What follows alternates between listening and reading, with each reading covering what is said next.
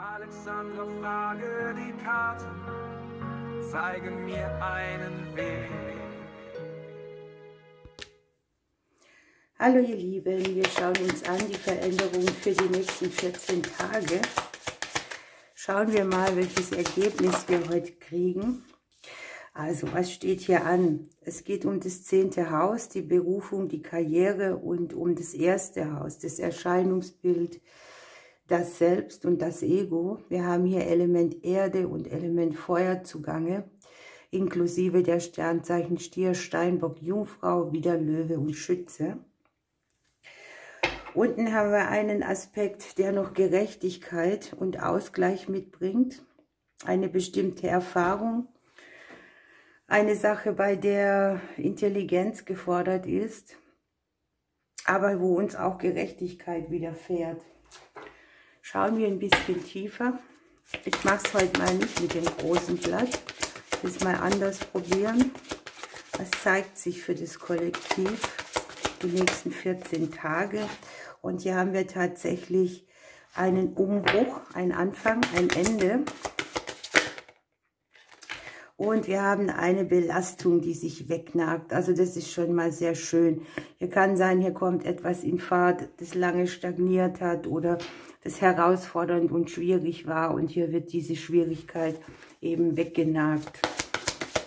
Es können auch alle Situationen sein, die irgendwo ein bisschen Mangel mitbringen. Oder ja, wir haben das Ego, das Selbst dabei, ne? Dass wir hier auch irgendetwas, was uns selbst betrifft, in den Umbruch bringen. Wir haben hier diesen Part, der sehr viel gibt. Wir überlegen, wo wir rein investieren können, wo wir etwas reingeben. Möglicherweise geht es hier auch um diesen partnerschaftlichen Aspekt oder eine Person, die hier eine wichtige Rolle spielt. Das kann das Gegenüber sein.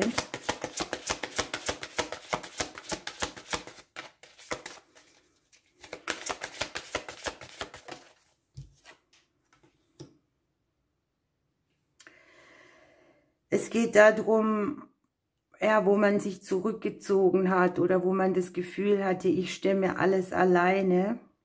Ich gebe sehr viel, ich investiere sehr viel. Wo bleibe ich selbst? Wir haben den ausgleichenden Aspekt der Gerechtigkeit dabei, ne? Dass es da irgendwie zu einer Wende kommt, wo du einfach verstehst, dass du irgendetwas auch bleiben lassen kannst oder es wird dafür gesorgt. Es wird dir was von den Schultern oder uns was von den Schultern genommen. Möglicherweise habt ihr hier auch trennende Aspekte in Partnerschaften, die lästig sind oder die ja einfach als Schwierigkeit angesehen werden können. Man kann ja auch eine kluge Lösung finden. Es geht viel um Unabhängigkeit und Selbstständigkeit auch irgendwo.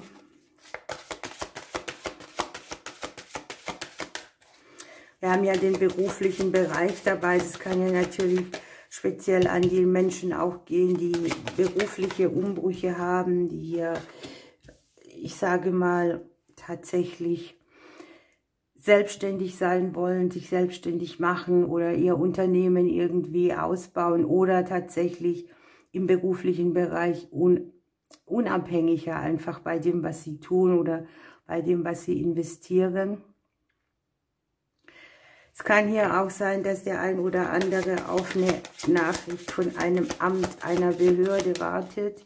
Und hier kommt dann das Aufatmen.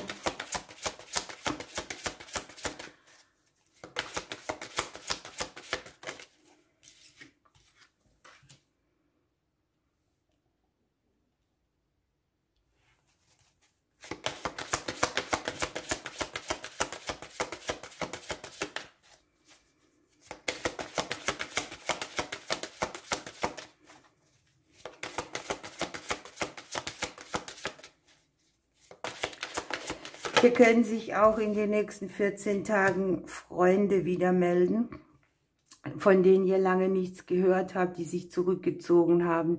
Kinder, die auf Distanz gegangen sind.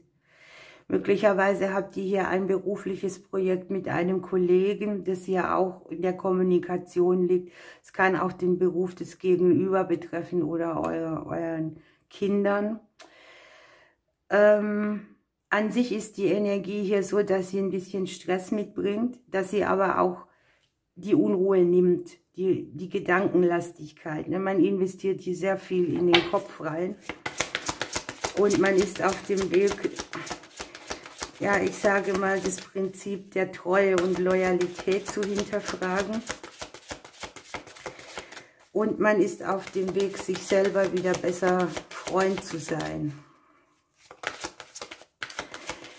Da wir die Berufung und den Beruf dabei haben, kann es auch sein, dass es hier einen Umbruch gibt im Bereich der Kollegen. Austausch mit Kollegen, auch Aussprachen. Hier kommen die Möglichkeiten, sich neue Türen zu öffnen aus dem Umfeld raus. Sachen, die einen Erfolg bringen oder gute Nachrichten oder auch dieses Ding von, ich öffne mir irgendwo eine neue Tür. Wenn hier eine Belastung weggeht, geht natürlich auch ein neues Feld auf. Man hat so vielleicht auch das Gefühl, dass man wieder sicherer auf dem Erdboden steht, dass sich etwas stabiler anfühlt. Hier haben wir die Veränderungen. Einsteils möchte man hier eine Veränderung, man hat Hoffnung auf Veränderung. Einsteils hat man vielleicht auch Befürchtungen. Und diese Veränderungen, die hier liegen, die liegen sehr schön, denn sie betreffen auch das Umfeld mit. Menschen, die dir wichtig sind, es können ja Gegenüber oder Kinder sein. Freundschaften, Aussprachen.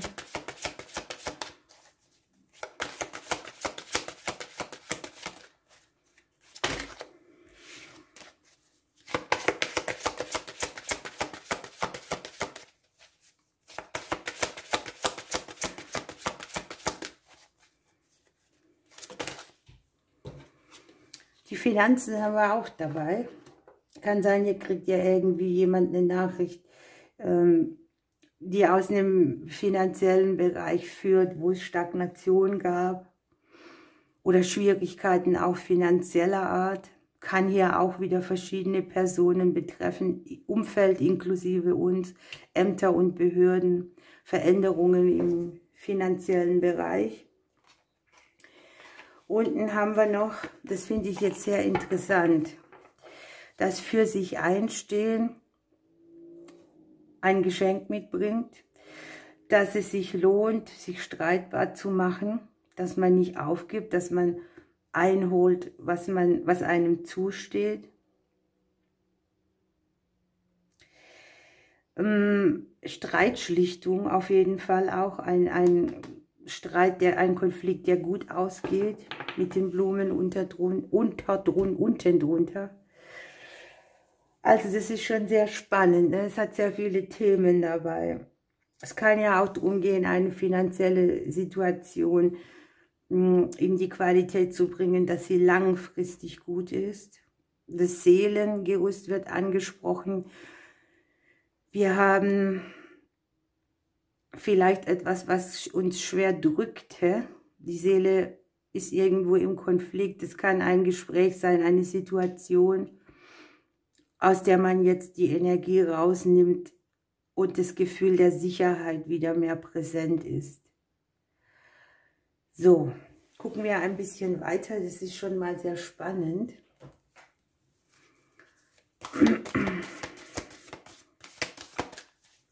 Wir haben hier ja auch den Ausgleich, die Gerechtigkeit dabei.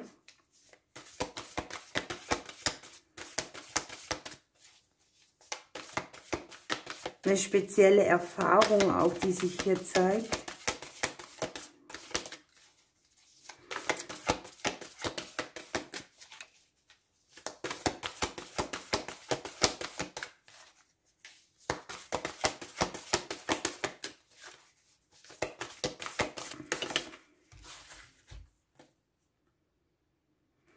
Ja, hier hat man wieder mal dieses Gefühl, dass etwas vergänglich ist, dass nichts bleibt, wie es war.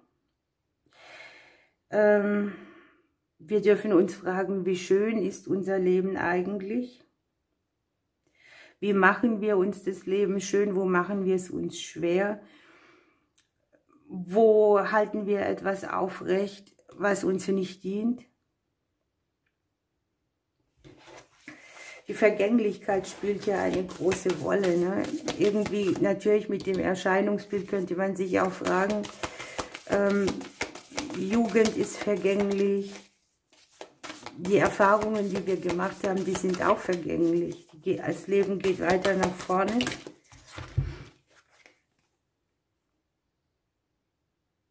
Mache dir einen Plan. Es geht hier etwas in die richtige Richtung, ne? In den nächsten 14 Tagen. Und dazu braucht man wieder eine neue Ausrichtung. Wenn die Belastung hier weg ist oder die Schwierigkeit und man wieder so auf den richtigen Weg kommt, muss man natürlich auch wieder wissen, wo möchte ich hin, wo ist mein Platz. Ja, und für diesen Plan haben wir hier natürlich gleich die Inspiration.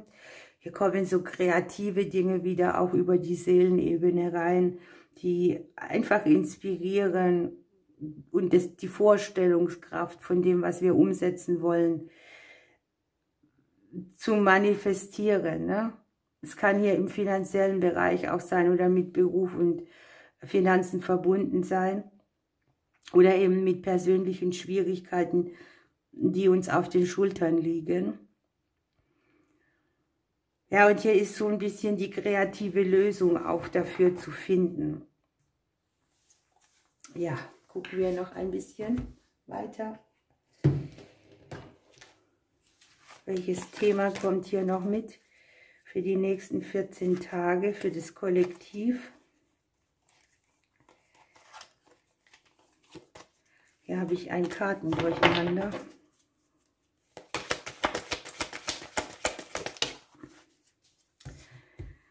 Die Geduld. Hier ist ja etwas sich am Auflösen und es zeigen sich Dinge, die vielleicht aus der Vergangenheit noch nachhängen. Und es passt sehr gut, denn hier haben wir ja dieses Ding, dass man vielleicht irgendwo im Nebel steht, dass etwas vergänglich ist, aber noch nicht greifbar. Und die Karte sagt einfach, hier ist schon ein bisschen das Licht zu sehen, ja, aber im Prinzip ist es so, dass man den nächsten Schritt erst wagt oder dass es erst dann weitergeht, wenn die Beute da ist, ne? Und das kann hier auch sein, dass man in dieser Zeit sich Pläne machen darf oder in etwas, was man schon längere Zeit investiert hat, wo nichts, aber auch gar nichts ging. Hier ist ja in der Mitte die Stagnation, die Belastung, die Schwierigkeit, die längerfristige Beanspruchung von irgendeinem Thema. Die Reinigungsprozesse, die jetzt zugange sind.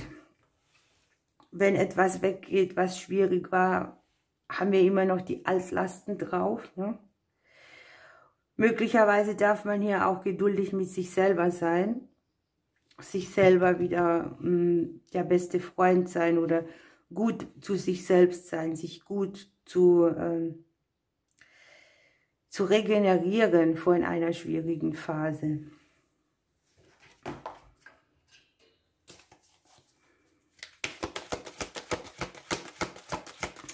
Wir haben ja hier hinten die Finanzen, ne? Hier am Ende der Legung. Hier kann auch sein, dass es so bedeutet, wie Geduld zahlt sich jetzt aus.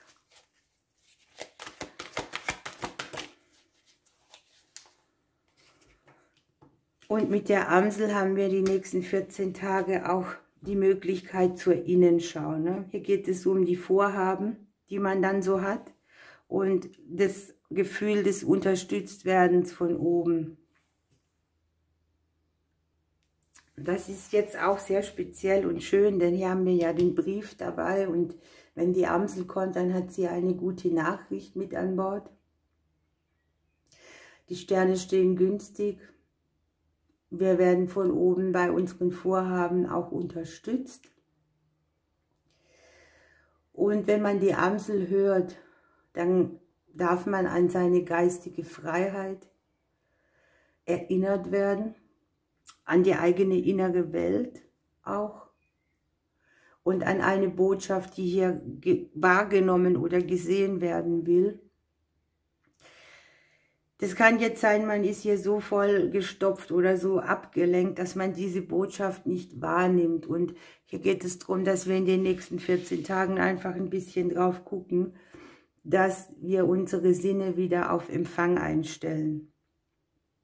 Dass wir die Antworten auch aus dem inneren Garten finden. Dass wir uns öffnen für das, was es zu hören gibt. Spannend, wir nehmen noch einen Glücksimpuls.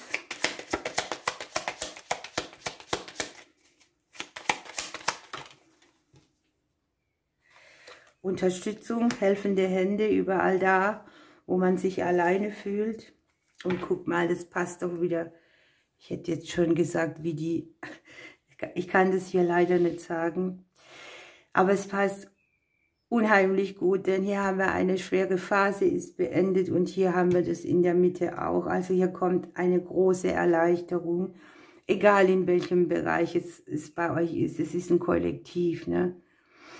Schauen wir noch, was die Engel dazu sagen. Welcher Engel begleitet uns hier?